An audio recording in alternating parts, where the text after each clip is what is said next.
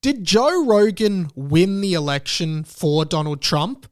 Let's talk about that. There's never been anything like this in this country and maybe beyond. What's up, guys? Mike here. Welcome back to my channel. Hit the subscribe button for more pop culture content in your feed pretty much every day. Well, this is a huge historical event as Donald Trump becomes the 47th president of the United States of America. I want to thank the American people for the extraordinary honor of being elected your 47th president and your 45th president. Believe me, everyone here in Australia is following this very closely, probably more closely than our own politics because it's just so much more interesting. And I wanted to start this video by saying that this is not a politically motivated video. It is more just an exploration on the power of podcasting, new media, and the increasing irrelevance of old media, mainstream media, and traditional media outlets. Am I so out of touch? No, it's the children who are wrong. Because my argument is that there is one moment in which Donald Trump won himself the election, and that moment is basically any moment from this. All right, we're rolling. Good to see you, Let's sir. go. There we go.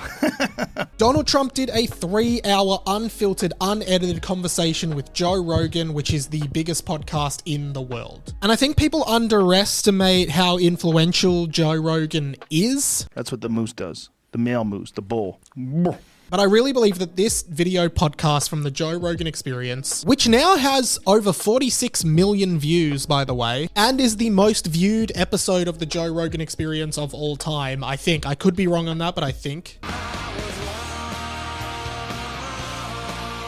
To me, it's the absolute undeniable reason that Donald Trump was able to win the election. Don't blame me. I voted for Kodos.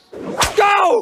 And I think Kamala Harris's biggest mistake was not going on this podcast and just being human, because I genuinely believe that if she went on the Joe Rogan Experience, she could definitely have changed the minds of a bunch of people or convinced a bunch of people to vote. My whole goal with her and with him is just talk. Just have a conversation like a human being. And Kamala Harris did do podcast appearances. She went on Alex Cooper's Call Her Daddy, which is one of the biggest podcasts in the world as well. Not as big as Joe Rogan, but a completely different audience. Alex Cooper's podcast interview with Harris was predominantly focused on women's rights and the rights of women to have body autonomy. But the mistake that Harris made in this is I think she went to the people that were already going to vote for her. I don't know how many more people she convinced to go out and vote for her by doing that pod. Instead, I think by going on Joe Rogan, she actually would have had the opportunity to talk about all of her politics and all of the things that she could do to a completely different demographic that probably weren't going to vote for her but might change their minds. The outcome of this election is not what we wanted. And you know what? I really don't think there is any other place at the moment where you can get something like this from anyone, let alone a presidential candidate. Like, where can you just sit there and listen to or watch a 3-hour conversation like this? Welcome to the first episode of Thanks for the Clamories. I'm here with Glenn Quagmire. Hi. Cleveland Brown. And... Hello. And Joe Swanson. Yowza. It absolutely serves to humanize Trump when you take him out of these bites that the media pulls from like the weirdest and wackiest things he does to create a message around him. Oh, I'll either go as president or I'll be depressed and I won't bother going. I personally wouldn't vote for Trump, but I understand why his willingness to put himself in this position, which Kamala Harris was not, helped him win the election. It's a communication system that's very good. Even him just talking about UFC with Joe Rogan for like 15 minutes, where he's genuinely just curious and talking about the sport with Rogan, who loves it, absolutely humanizes this guy. No UFC fighter, they say, has ever died. And even though he's going on all these like unrelated tangents, there's definitely a value in having these unfiltered conversations. And removing that media filter from the people who will hear these messages is such a good thing, because the media spins whatever narrative they want you to take, and they will present you with information that suits their agenda for or against. The beauty of podcasting is that Joe Rogan has such a devoted and interested audience, as well as the ability to pull new people in with these guests. And he just has conversations. There's no even real agenda to it. It's just him talking and being sort of normal people. Yes or no? French toast. Yes. French fries. Yes. French kissing. I don't know. These questions are weird. I think it's really important to look at the influence that podcasting has. If you do a podcast or if you make content and you're not doing it in some kind of video form or utilizing YouTube as a platform, I would say that's not a good thing. Because there is so much power in video content and people seeing your work, not just hearing it. And as soon as I saw that like 46 million people in 11 days have watched or clicked on this interview with Donald Trump, and that's video alone. Like, there are still people who probably just went and listened to the audio version on Spotify. That's when I knew, like, just the volume of people who have viewed is going to convert enough people to go and vote for Trump. Hey, while I've got you, most people who watch my videos aren't subscribed, and I would really appreciate it if you could hit that subscribe button and give me some engagement. Thanks so much. Again, this isn't an endorsement of either side of politics in the USA or even Australia. My point is more from someone who works in the media, who is a creative and who is a producer,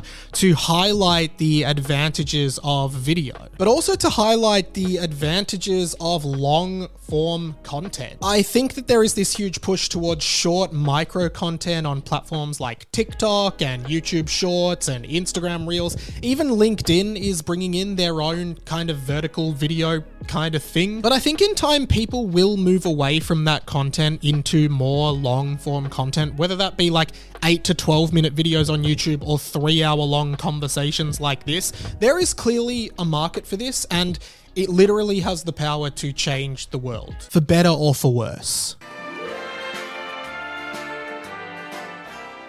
And I think it really shows off the power of independent media, and I say independent in quotation marks as opposed to like big company media. Because these massive media organizations around the world have so much money and so many resources to work with. But Joe Rogan just like started a podcast and it became the biggest podcast in the world. And of course now it's heavily funded by Spotify and he has a massive multi-million-dollar deal, but he kind of built it from the ground up with his profile, granted, but he built it into something this big. I don't know this for sure, but I challenge someone to show me any evidence that any mainstream media had something that was viewed by 46 million people in the last 11 days. I seriously doubt that has happened, and again, that just shows the power of the internet. Online, podcasting, video, all of the above. The mainstream is so quickly losing power and they can feel it. They're desperate. So never give up on doing something independent and building something yourself, trying to grow it. There are so many opportunities through platforms like YouTube to really achieve something small or big. And the power of the individual as opposed to the power of the big business is so underrated. I really think that individuals everywhere just need to stop waiting for permission to do things, because you could be the next big thing and you might not even know it yet. You just need to get started and put yourself out there, because the power of this stuff in independent media is massive and it's awesome. And in a crazy way, I think it led to Donald Trump being re-elected as president of the United States. Whew, bit of a different one today, guys, but thank you so much for watching. Let me know what you think of the election result down in the comments. Make sure you subscribe to my channel for more content like this and other pop culture, nerd culture content. Also, I'd like you to comment, what other podcasts do you think have the power to change the world? I'm just genuinely very curious. Do you listen to other Joe Rogan episodes, or did you just listen to the Trump episode? If you want to support me, I do have a Patreon. I'd love for you to throw a couple bucks my way to keep the lights on here. But share this video around, give it a thumbs up, comment, subscribe, all of the engagement stuff that helps push my videos out there. I'd love that so much. That's pretty much it from me. My name's Ready Mike. This has been The Inside of My Mind, and I'll catch you later.